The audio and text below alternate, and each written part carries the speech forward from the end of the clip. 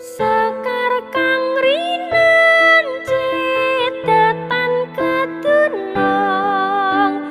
nandang lelakon tuwa keton ketuwong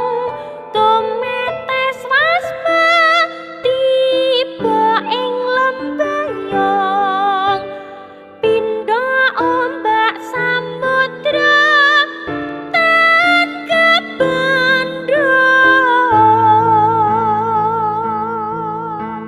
mega mendung tan kandhek tetangis